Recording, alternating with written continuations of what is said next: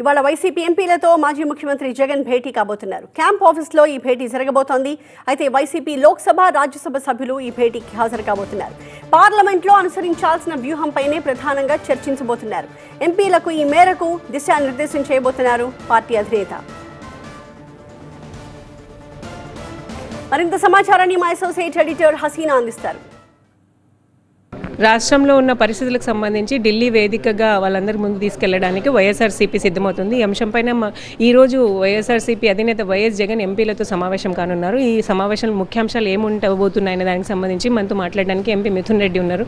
ఈరోజు జరుగుతున్న సమావేశంలో పార్లమెంట్లో మీరు అనుసరించాల్సిన వ్యూహం గురించా, లేకపోతే ఇక్కడ జరుగుతున్న పరిస్థితులని ఢిల్లీకి తీసుకెళ్లాల్సిందా దాని గురించి? అంటే ఈరోజు అంటే బుధవారం జగన్మోహన్ రెడ్డి గారు తలపెట్టిన నిరాహార దీక్ష కార్యక్రమం కానీ, అదేవిధంగా పార్లమెంట్లో రాష్ట్రానికి సంబంధించిన అంశాలు ఏవేవి ఉన్నాయో మనం రాష్ట్రానికి రావాల్సిన నిధులు కానీ, అదేవిధంగా ఈరోజు మరీ ముఖ్యంగా ఇప్పుడు ఇక్కడ జరుగుతున్న ఒక అరాచక పాలన, ఇక్కడ జరుగుతున్న దాడులు, ఇప్పటి వరకు జరిగిన 31 హత్యలు, ఇవన్నీ కూడా దేశవ్యాప్తంగా హౌస్లో అందరి దృష్టికి తీసుకుపోవడము, అందరి అంటే ఇక్కడ ఏ విధంగా అన్యాయం జరుగుతుందో నేషనల్ మీడియా కానీ అందరి దృష్టిలో పెట్టేది ఒక కార్యక్రమంగా చేపడతామండి. మొన్న జరిగిన సంఘటనకు సంబంధించి మీరు అక్కడ వెళ్ళకూడదు అని చెప్పినా కూడా వెళ్ళారు, కావాలని అక్కడ సృష్టించారు అని చెప్పి టీడీపీ ఆరోపణ చేస్తుంది. దాని మీద మీరేమంటారు? నేను వెళ్ళకూడదంటే ఒక ఎంపీకి కాన్స్టిట్యూషనల్ రైట్. మా కాన్స్టిట్యున్సీలో నేను వెళ్ళి ప్రజల సమస్యలు పరిష్కరించేదానికి ఒక కాన్స్టిట్యూషనల్ రైట్.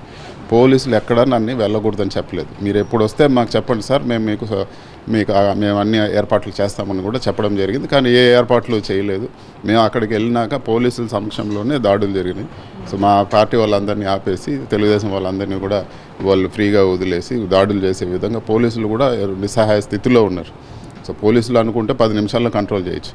కానీ వాళ్ళకు ఉండే ఒత్తిళ్లు, పైనుంచి ఉండే ఒత్తిళ్లు కానీ ఇంకొకటి కానీ రాజకీయ ఒత్తిళ్లతో వాళ్ళు పూర్తి నిస్సహాయ స్థితిలో ఉన్నారు. డిఎస్పీ, ఏఎస్పీ అందరూ వాళ్ళ సమక్షంలోనే అక్కడ ఈ గొడవలన్నీ కూడా జరిగాయి.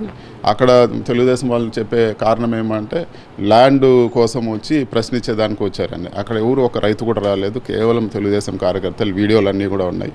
వాళ్ళు చెప్పే ల్యాండ్ కూడా ప్రభుత్వం తీసుకున్న రిజర్వాయర్కి. ఆ ల్యాండ్ పేమెంట్లు కూడా తెలుగుదేశం నాయకులు కోర్టులో వేసి ఆగాయి. సో ఇప్పుడు గవర్నమెంట్ వాళ్ళది 40 రోజులు అయింది అనుకుంటే ఒక రోజు లేచి మేము మా ప్రభుత్వంలో మేము రెడీ ఫర్ పేమెంట్ మొత్తం సర్వే చేసి రెడీ ఫర్ పేమెంట్ ఉంది. సో అది పేమెంట్ ఇవ్వడానికి ఒక కరెక్ట్గా ప్రభుత్వం అనుకుంటే 5 నిమిషాల పని. ప్రభుత్వం చేయాల్సిన పనిని వాళ్ళు ఏదో ఒక మాపైన దాడులు చేసి మాపైనే హత్యాయత్నం కేసులు పెట్టి మళ్ళీ మాపైనే ఈరోజు నిందలు. అక్కడ టెన్షన్ వాతావరణం ఉన్నప్పుడు ఎంపీగా మీరు అక్కడికి వెళ్ళి ఇంకా టెన్షన్ క్రియేట్ చేయడం అనే దానికి సంబంధించి పుంగనూరు ప్రశాంతమైన ప్లేస్. వీళ్ళు బయట చెప్పడం వల్ల పుంగనూరులో ఎప్పుడు కూడా గొడవలు లేవు. వైఎస్ఆర్సీపీ అధికారంలో ఉన్నప్పుడు కూడా ఏ రోజు తెలుగుదేశం నాయకులపైన గొడవలు చేసింది లేదు. తెలుగుదేశం నాయకులు పోలీసు వెహికల్స్ అన్ని బయట నుంచి మొబిలైజ్ చేసి పోలీస్ వెహికల్స్ అన్ని కాల్ చేసి పోలీసులపైన దాడి చేశారు. కానీ వైసీపీ వాళ్ళు ఎప్పుడు కూడా తెలుగుదేశం వాళ్ళపైన దాడి చేసిన దాఖలాలు లేవు.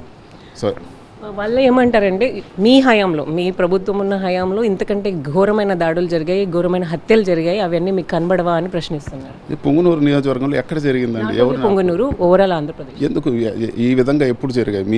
మీరందరూ కూడా మీడియా మిత్రులందరూ కూడా మీరు చూస్తున్నారు. ఎప్పుడు జరిగింది ఇంత విచ్చలవిడిగా? జగన్మోహన్ రెడ్డి గారు ఏం చెప్పారు? అందరినీ సమానంగా చూడండి, అందరికీ పథకాలు ఇవ్వండి, ఎక్కడ కూడా మా పార్టీ వాళ్ళు చెప్పినా కూడా మీరు న్యాయం ఏ విధంగా ఉంటే ఆ విధంగా చేయండి అని చెప్పి ఫస్ట్ మీటింగ్లోనే కలెక్టర్లు, ఎస్పీలకు అందరికీ దిశానిర్దేశం చేశారు. వాళ్ళే తెలుగుదేశం నాయకులే ఎక్కువ మంది స్పందన కార్యక్రమంలో పెట్టి వాళ్ళందరికీ న్యాయం జరిగిన దాఖలాలు రికార్డులు తీసుకోండి. ఎక్కడ ఇంతమంది చేతులు నరికేసి నడి వీధిలో ఇది చేసి దాన్ని కనీసం ఖండించడం కూడా లేదు. ఇంత పెద్ద ఇష్యూ జరిగితే కనీసం ఖండించడం లేదు ఒక ముఖ్యమంత్రి. కానీ ఇలాంటివి చేయకూడదు, ఇలాంటివి తప్పు అని ఎక్కడ మాట్లాడారు? ఏ నాయకుడు మాట్లాడారు? ఇప్పుడు మీరు ఇక్కడ ఉన్నది కూటమి ప్రభుత్వం, మీరు వెళ్ళి కంప్లైంట్ చేయాలనుకుంటుంది కూడా కూటమిలో ఉన్న ఒక బీజేపీ. సో మీరు చెప్పేది వాళ్ళు వింటారని అనుకుంటున్నారు? మేము కంప్లైంట్ చేయాలనుకునేది రాష్ట్రపతికి. సో ప్రతి దేశం దృష్టికి తీసుకుని ఇక్కడ జరిగే అన్యాయాలు ఉంటే ఖచ్చితంగా సపోర్ట్ ఉంటుంది. ఈరోజు ఇప్పుడు అన్యాయం గురే వాళ్ళకు దేశవ్యాప్తంగా అందరూ కూడా ఇంత ఘోరంగా దరిద్రంగా ఎవరు పరిపాలన చేయరు. అందరి దృష్టిలో కూడా వస్తే ఖచ్చితంగా ఒత్తిడి ఉంటుంది. క్యాడర్కు ఇవన్నీ కూడా తగ్గుతాయని ఒక భావన. ఈ పార్లమెంట్ సెషన్స్లో ఇంకా ఏ అంశాల మీద మీరు పోరాడబోతున్నారు? ఖచ్చితంగా ప్రత్యేక హోదా అంశాన్ని అయితే మేము బడ్జెట్ సెషన్లో లేవదీస్తాము. ప్రత్యేక హోదా ఇప్పుడు బీహార్ అడుగుతూ ఉన్నారు, కనీసం మనం ఇంత మెజార్టీ పెట్టుకొని ఆంధ్ర రాష్ట్ర ఎంపీలతో ఈరోజు ప్రభుత్వము నిలబడిన పరిస్థితి ఉంది. ఇంతకన్నా మంచి అవకాశం లేదు. మేము ఖచ్చితంగా ఆ ప్రత్యేక హోదా అదేవిధంగా విభజన చట్ట హామీలన్నీ కూడా లేవదీస్తామండి. సో ఇది రాష్ట్రపతికి పూర్తి స్థాయిలో కంప్లైంట్ చేస్తామంటున్నారు. రాష్ట్రంలో రాష్ట్రపతి పాలన నిర్వహించాల్సిన అవసరం ఉందని చెప్పి ఎంపీ మిథున్ రెడ్డి అంటున్నారు. కెమెరా పర్సన్ వెంకట్తో హసీనా, TV9 విజయవాడ.